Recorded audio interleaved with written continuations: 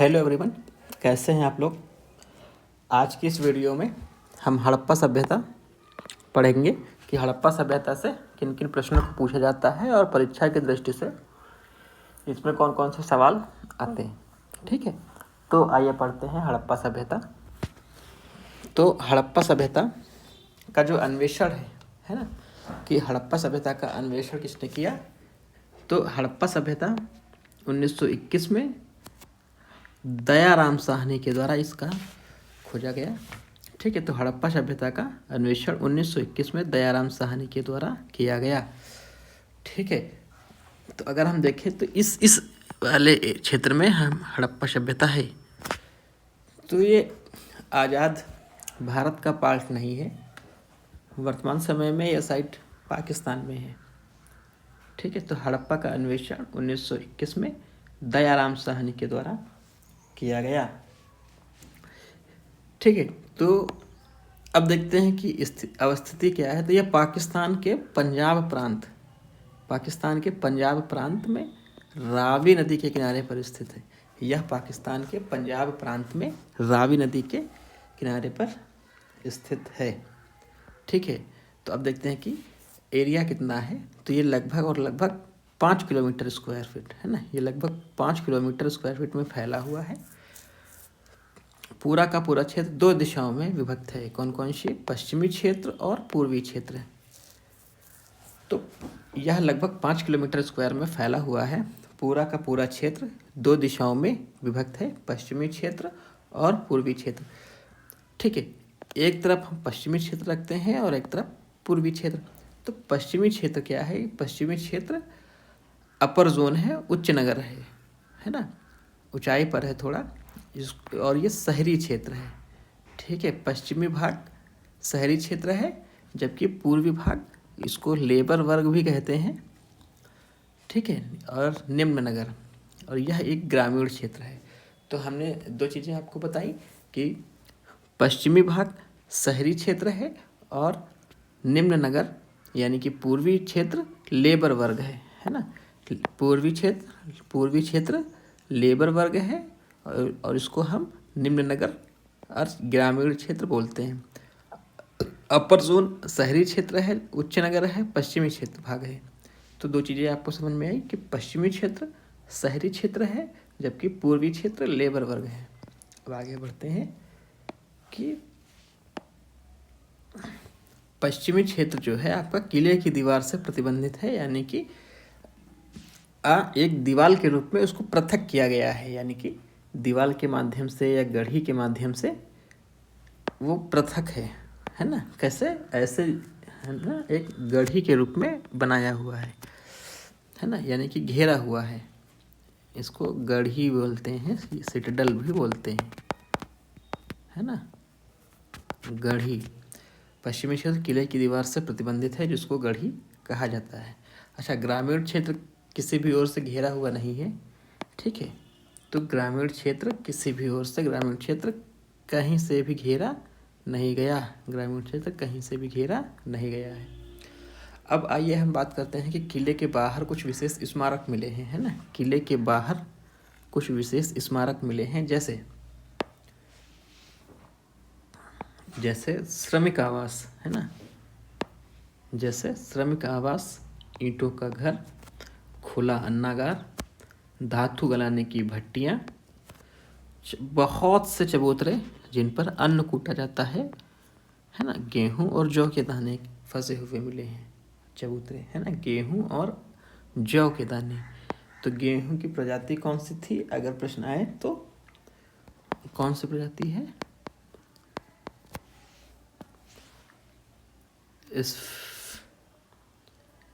स्फेरो, है ना, कौन सी? स्फेरोकोकम,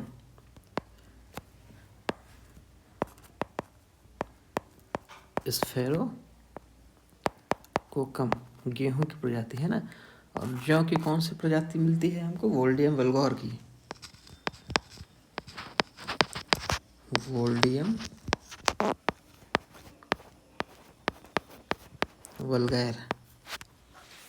ठीक है, वोल्डियम वल्गैर और स्फेरोकोकम। तो आइए बात करते हैं कि किले के भीतर से हमको क्या क्या मिलता है। तो किले के भीतर से हमें बहुत सी पत्थर की मूर्तियाँ मिली हैं, है ना। पुरुष का प्रजनन वाला अंग मिला है, पुजारी की मूर्तियाँ मिली हैं कुछ। तो आइए आगे चलते हैं। हमने दो चीज़ें देखी कि किले के बाहर श्रमिक आवास, ईंटों का घर, खुला अन्नागार, धातु बनाने की भट्टियाँ, है ना, और भीतर से प्रजनन का अंग, पुरुष का प्रजनन का अंग, पुजारी की मूर्तियाँ, ये सब चीज़ें मिलती हैं। अब अगर हम आगे देखें तो एक महत्वपूर्ण धड़ की मूर्ति मिली है। धड़ मतलब जैसे अगर हम एक मूर्ति बनाने का प्रयास करें, है ना, जैसे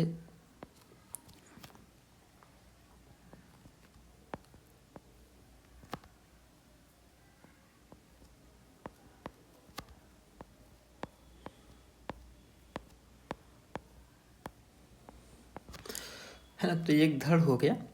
ठीक है, इसके न तो हाथ है, न पैर है, न सर है ना, क्योंकि ये लकड़ी का बनाया जाता था। यहाँ पर हम लकड़ी का सिर, लकड़ी के हाथ और लकड़ी के पैर लगा देते थे। तो ये पत्थर का है और हाथ, पैर, सर हम लकड़ी के लगाते थे। तो ये एक धड़ है। यह भी हमें हड़प्पा सभ्यता से मिलता है। ठीक है, किले के भीतर से हमें 800 से अधिक मोहरें मिली हैं, है ना, मोहरें भी मिलती हैं। और एक विशेष प्रकार का कब्रिस्तान, 2 कब्रिस्तान हैं। एक एच सेमेट्री, प्रश्न अगर पूछा जाए कि एच सेमेट्री कब्रिस्तान निम्न में से कहाँ मिलता है, तो वो हड़प्पा सभ्यता है। R37 भी हड़प्पा सभ्यता से मिलता है। तो R37 क्या है? एक कब्रिस्तान है। R37 एक कब्रिस्तान है। ये लगभग दक्षिणी भाग से, है ना, पश्चिमी भाग से और उससे मिलता है। तो कुल जो है कब्र, कुल कब्रें, है ना, कुल कब्रें कितनी हैं? कब्रें कितनी हैं? 57, जिसमें से कंकाल है 37 में, बाकी खाली है 37, इसलिए इसको आर सेमेट्री भी बोलते हैं। ठीक है, तो कुछ विशेष प्रकार की निधियाँ भी हमको मिली हैं, जैसे श्रृंगारदान हो गया, तांबे का दर्पण हो गया, और काजल लगाने की सिलाई भी हमको मिलती है। कुछ और पुरानी निधियाँ है ना, श्रृंगारदान, तांबे का दर्पण, काजल लगाने की सिलाई। अच्छा, एक अगर हम एक आपको बताएं कि आपका जो प्रेजेंट ना टाइम का जो शीशा है ना, प्रेजेंट टाइम का जो शीशा है, ये राजपूतों के समय का है। ठीक, राजपूतों के समय का है, राजपूत काल का है। ठीक, तो इससे पहले तांबे का ही चलता था, है ना, तांबा का ही चलता था। राजपूत काल के पहले का जो शीशा था वो तांबा होता था। इसको खूब पॉलिश कर दिया जाता था, इसको खूब पॉलिश करके चिकना कर दिया जाता था, चिकना कर दिया जाता। ठीक, और यह प्रक्रिया गुप्तों के समय तक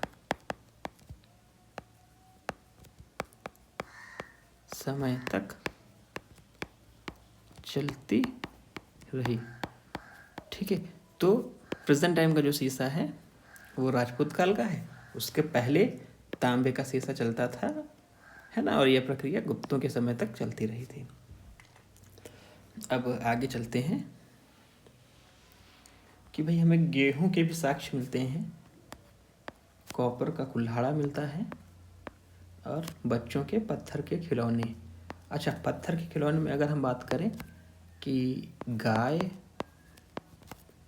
कुत्ता और बैल,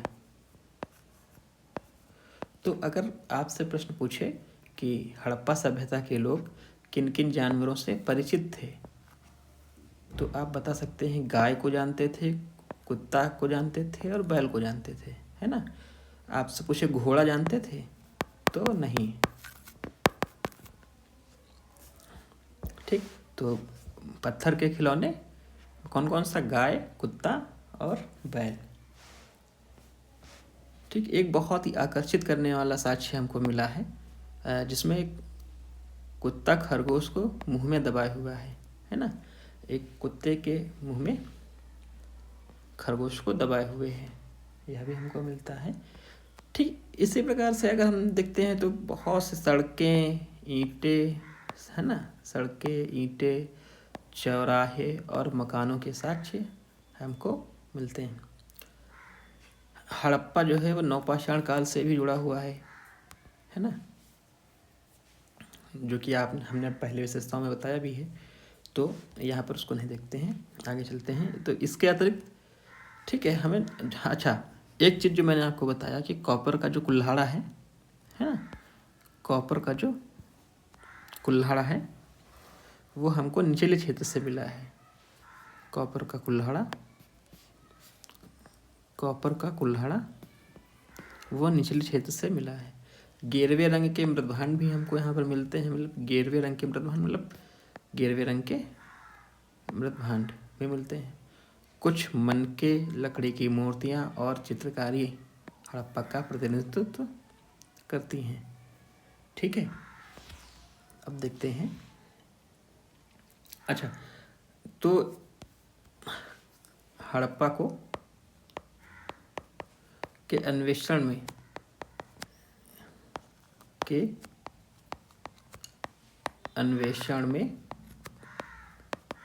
इतने लोग शामिल थे, कौन कौन से? दयाराम साहनी, है ना। हड़प्पा के अन्वेषण में दयाराम साहनी, मार्शल, माधव स्वरूप वत्स, है ना, माधव स्वरूप वत्स,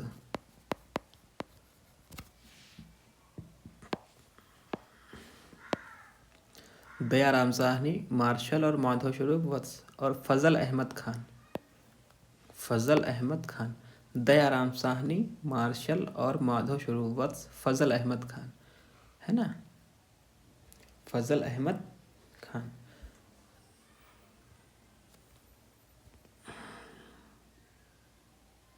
तो यहाँ पर कुछ गलत हुआ है दोस्तों, उसको हम सही किए दे रहे हैं। ठीक, तो यहाँ पर आप देखिए, तो यहाँ पर हड़प्पा के अन्वेषण में दयाराम साहनी, मार्शल, माधव स्वरूप वत्स, फजल अहमद खान, है ना, फजल अहमद खान, और ये हटा देते हैं क्षण में। और अन्य अगर हम देखें तो एक फैके नाम के थे और एक थे दुर्मे, जैसे पुरातत्ववेत्ता, है ना, ये भी थे। और इन सभी ने हड़प्पा का उत्खनन मिलकर और अलग अलग किया है ना, मिलकर भी और अलग अलग भी किया है। तो कौन कौन से थे? मेन जो होगा वो दयाराम साहनी है, मेन जो है वो दयाराम साहनी है, लेकिन इनके साथ में माधव स्वरूप वत्स, फजल अहमद खान, है ना, मार्शल और माधव स्वरूप वत्स भी सम्मिलित थे। अब हम अगर कहें कि हड़प्पा के संदर्भ में यह कहा जाता है कि यहाँ की वस्तुएं उतनी परिपक्व और बढ़िया स्थिति में नहीं मिलते हैं जितना कि मोहनजोदड़ो में। ठीक है, तो इसको ध्यान रखना है कि मोहनजोदड़ो में हमें और कहीं अच्छे साक्ष्य मिलते हैं हड़प्पा की तुलना में। तो ठीक है, तो यहाँ पर कुछ चीज़ें जो आपको ध्यान देनी है वो कौन कौन सी हैं कि भाई इसका जो है 1921 में अन्वेषण होता है दयाराम साहनी के द्वारा, है ना, 1921 में दयाराम साहनी के द्वारा 1921 में दयाराम साहनी के द्वारा इसका अन्वेषण किया जाता है। यह पाकिस्तान के पंजाब प्रांत में रावी नदी के किनारे पर स्थित है ना, पाकिस्तान के पंजाब प्रांत में रावी नदी के किनारे पर स्थित है। एरिया कितना है? 5 किलोमीटर का है। 2 दिशाओं में है, पश्चिमी क्षेत्र और पूर्वी क्षेत्र। पश्चिमी क्षेत्र क्या है? शहरी क्षेत्र है ना, पश्चिमी भाग, है ना, इसको अपर जोन भी बोलते हैं। और पूर्वी क्षेत्र जो है वो लेबर वर्ग है, लेबर वर्ग है, निम्न नगर है। ठीक है। पश्चिमी क्षेत्र किले की दीवार से प्रतिबंधित है, जिसको गढ़ी भी कहा जाता है। अब किले के बाहर कुछ विशेष स्मारक हैं, जिसमें श्रमिक आवास, ईंटों का घर, खुला अन्नागार, धातु गलाने की भट्टियाँ, बहुत से चबूतरे, ये सब चीज़ें हमको किले के बाहर से मिलते हैं। किले के भीतर से बहुत से पत्थर की मूर्तियाँ, पुरुष का प्रजनन वाला अंग, पुजारी की मूर्तियाँ, ये सब चीज़ें मिलती हैं। ठीक है। कब्रिस्तान जो एक एच सेमेट्री करके एक कब्रिस्तान है, एक R37 है। R37 का मतलब 37 कब्रें हैं, टोटल संख्या 57 थी। श्रृंगारदान मिलता है, तांबे का दर्पण। आपसे पूछ ले तांबे का दर्पण कहाँ से मिलता है, तो हड़प्पा सभ्यता से मिलता है ना। फिर हम देखते हैं कि भाई खिलौनों में पशुओं में कौन कौन से थे, एक गाय, एक कुत्ता, बैल, है ना। घोड़े से परिचित नहीं थे अभी, गाय, कुत्ता और बैल, मतलब